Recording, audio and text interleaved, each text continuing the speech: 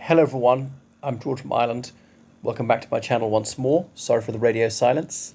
Perhaps explain another time why. Anyway, I'm commenting on the terrible data breach about a highly secret information about the British Armed Forces serving in Afghanistan. And this was all leaked in February 2022. An injunction was obtained from a judge to prevent the publication of this. Why? Was it to spare the blushes of politicians and functionaries, or was it because it was endangering people's lives if it were to all come out? I suspect the former, because people's lives were already very much endangered. So you may know that the British Armed Forces were engaged in dubious battle in Afghanistan from 2001 to 2021, when the United States announced they're pulling out, all the other NATO countries went. Some people even said, could Britain fight on its own? Well, I think those days are long over. And they withdrew. And there were highly undignified scenes, people evacuating. So there were thousands of Afghan soldiers who'd fought alongside the NATO troops. Remember, it was the United States invoked Article 5 of the NATO Charter after 9/11, attack on one as attack on all. You have to come to our aid, which is why all NATO countries dispatched troops to serve in Afghanistan, even when the mission was very unpopular in places like Poland and Romania. Muslim countries such as Turkey sent troops there. So they withdrew, the Taliban took over. Not many people foresaw that was happening so quickly. But the thousands of Afghan troops who'd fought alongside NATO were in grave danger. Some of them were evacuated their families, some people had been interpreters for the British Army, other NATO armies were got out. And Boris Johnson's wife, I think she was at that time his girlfriend, she intervened to make sure that dogs were evacuated rather than people. Disgraceful. What's it got to do with her? Absolutely shocking. People have been murdered directly because of her.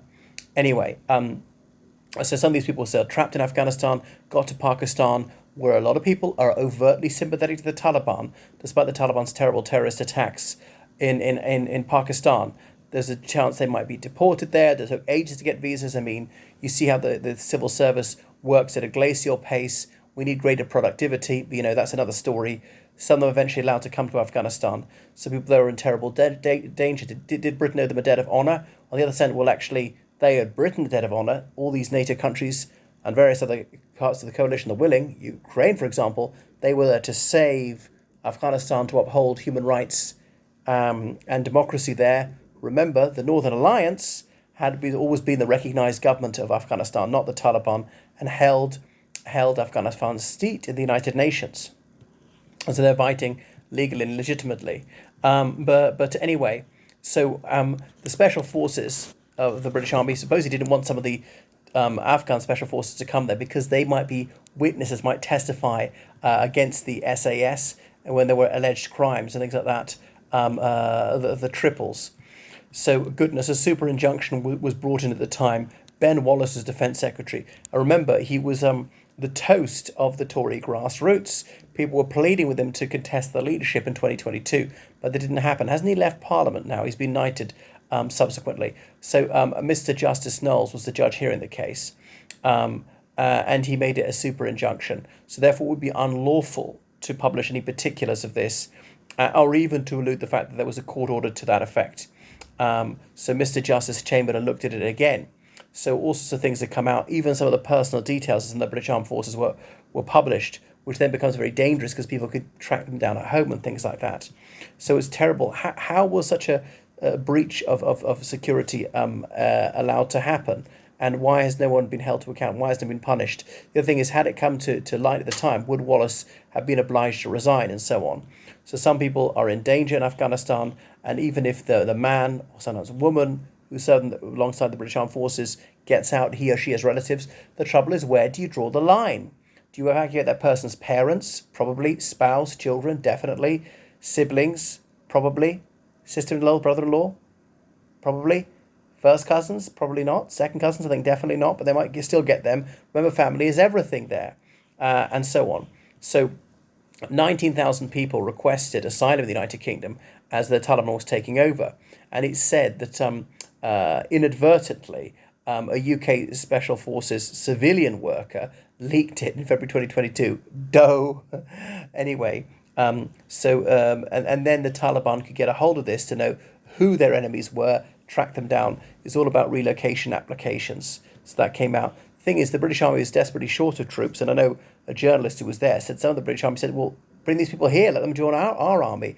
I don't know if any of them who came did actually get to join the army.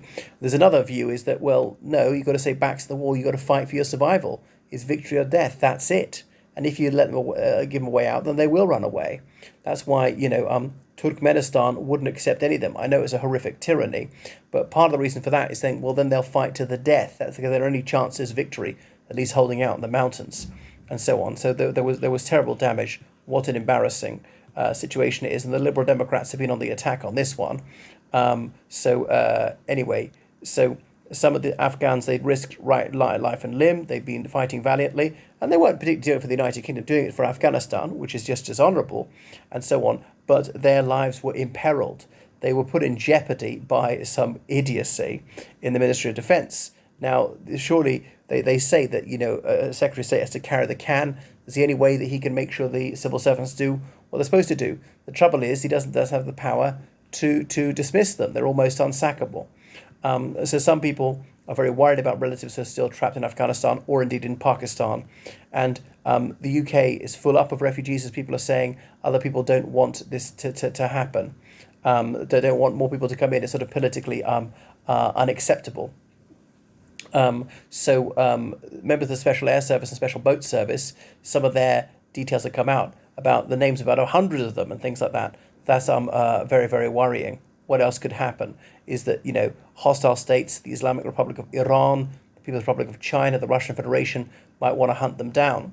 There are about 600 people who served in the Afghan National Army, and their names and other information concerning them, those data were published, and indeed information about up to 1,800 kinsmen and kinswomen. So, so February 2022 it happened, and then there was something on Facebook about it in August 2023. I don't know if someone was prosecuted on that basis. So the super injunction was only attained in 2023. The super injunction was prolonged. They say they thought the Taliban was not yet cognizant of this.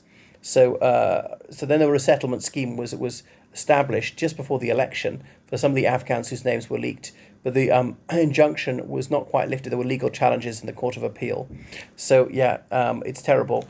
So what is to be done about it? Obviously, make sure that there's no recurrence. There's a terrible, terrible data breach. So much for data protection. Because the real names and other biodata about members of the special forces are closely guarded secrets. And remember when Iran recruited a guy inside the British Army, one of the things he was telling them was information of that nature. So there's obviously a real klutz in the system. But how was it that someone through inadvertence could do this? How come the system wasn't robust enough? There are many questions to answer. Goodness, I mean, I do feel that some of these Afghan special forces should be brought here, and the people crossing illegally in boats absolutely shouldn't be allowed to stay in the United Kingdom. What do you think? Goodbye.